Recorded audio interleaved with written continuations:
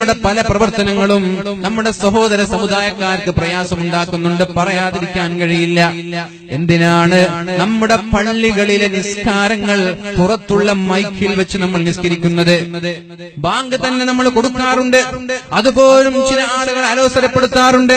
പക്ഷേ അത് നമ്മൾ ഒഴിവാക്കാൻ പറ്റാത്ത കാര്യമാണ്. ബാങ്ക് എന്നുള്ളത് എല്ലാ മുസ്ലിമീങ്ങളെയും മുഅ്മിനീങ്ങളെയും നിസ്കാരത്തിന്റെ സമയമായി എന്നറിയിക്കാനുള്ളൊരു അലാമാണത്. എന്നാൽ എന്തിനാണ് ഇഖാമത്ത് മുതൽ നിസ്കാരം വരെയുള്ള ദുആ അടക്കമുള്ള കാര്യങ്ങൾ പുറത്തുള്ള മൈക്കിൽ വെച്ച് ജനങ്ങളെ ശല്യപ്പെടുത്തുന്നത്? എന്തിന്? ആ ഇമാം ഉത്തരവാദിയാണ്, ആ നാട്ടിലെ കമ്മിറ്റി ഭാരവാഹികൾ ഉത്തരവാദിയാണ്. ഏതെങ്കിലും സഹോദര സമുദായക്കാർക്ക് അതിന്റെ പേരിൽ പ്രയാസമുണ്ടായാൽ, എനിക്കറിയാം, എന്റെ വീട്ടിൽ എന്റെ പള്ളിയിൽ സുബഹി നിസ്കാരം കഴിഞ്ഞാൽ, റമദാൻ അല്ലെങ്കിലും റമദാൻ ആണെങ്കിലും സുബഹി നിസ്കാരം കഴിഞ്ഞാൽ ഒരു ബുർദ ബൈത്ത് പാടുന്നത് കേൾക്കാറുണ്ട്. എന്റെ ചുറ്റുഭാഗങ്ങൾ ഒരുപാട് 5-6ഓളം പള്ളികളുണ്ട്. ഏത് പള്ളിയിൽ നിന്നാണെന്നറിയില്ല. എന്തിനാണ് അങ്ങനെ ചെയ്യുന്നത്? എന്തിനാണ് നമ്മൾ അങ്ങനെ ചെയ്യുന്നത്? തൊട്ടപ്പുറത്ത് സഹോദര സമുദായങ്ങൾ കിടന്നുറങ്ങുന്നുണ്ടാവൂലേ? പുറത്ത് ബാങ്ക് കൊടുക്കുന്ന ആ മൈക്ക് അരമണിക്കൂറോളം അല്ലെങ്കിൽ ഒരു 10 മിനിറ്റോളം, ഒരു 10-15 മിനിറ്റോളം എന്തിനാണ് ആ ബുർദ ബൈത്ത് പാടുന്നത്? അപ്പുറത്തുള്ള ആളുകൾ ഉറങ്ങണ്ടേ? അവർക്ക് അവരുടെ കാര്യങ്ങൾ ചെയ്യണ്ടേ? പഠിക്കുന്ന മക്കൾക്ക് കോൺസെൻട്രേഷൻ ലഭിക്കോ? പഠിക്കുന്ന മക്കൾക്ക് ഈ ശബ്ദം കേൾക്കുമ്പോ പഠിക്കാൻ കഴിയോ? ഉറങ്ങുന്നവർക്ക് ശബ്ദം കേട്ടാൽ ഉറങ്ങാൻ കഴിയാത്ത ആളുകളില്ലേ? എന്തിനാണ് ഇങ്ങനെ ശല്യം ചെയ്യുന്നത്? എന്ത് നന്മയാണ് അതുകൊണ്ട് നമ്മൾക്ക് കിട്ടാനുള്ളത്?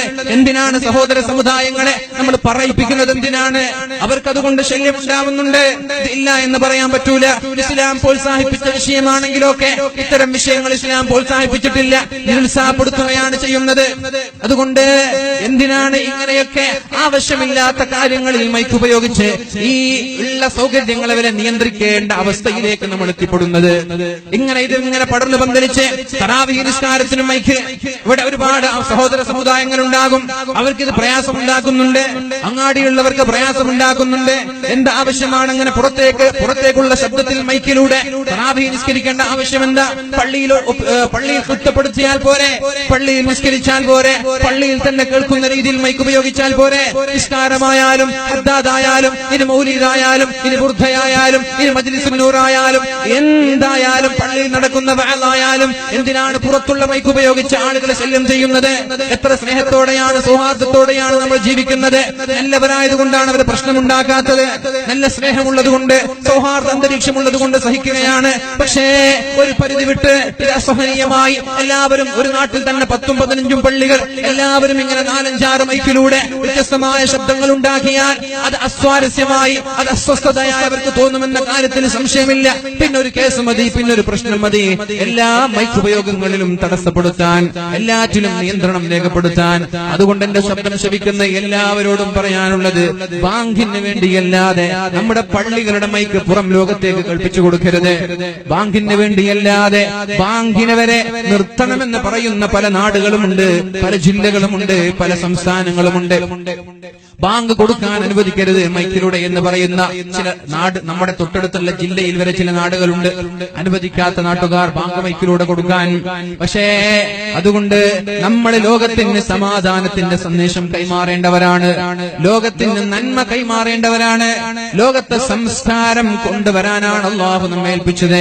ഈ പരിശുദ്ധ ഖുർആൻ സാംസ്കാരിക വിപ്ലവമാണ് ഇവിടെ നടത്തിയത്. പരിശുദ്ധ ഹബീബ് കാട്ടാളന്മാർക്ക് വെളിച്ചം നൽകുകയാണ് ചെയ്തത്. ആ ഹബീബിന്റെ ജീവിതത്തിലേക്ക്, ഹബീബിന്റെ സംസ്കാരത്തിലേക്ക്, ഖുർആനിന്റെ ജീവിതത്തിലേക്ക് നമ്മൾ മാറണം. ഇല്ലെങ്കിൽ പള്ളിയുടെ കമ്മിറ്റി ഭാരവാഹികൾ ഉത്തരവാദിയാണ്.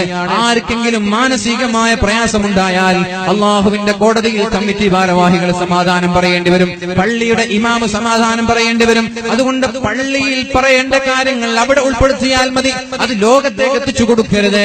ഈ വിഷയം ശ്രദ്ധിക്കണമെന്ന് വളരെ സ്നേഹത്തോടെ പല ആളുകളും പലപ്പോഴായി ഇത്തരം വിഷയങ്ങൾ പലപ്പോഴും എന്നെ ഉത്ബോധിപ്പിച്ചുകൊണ്ടിരിക്കാറുണ്ട്.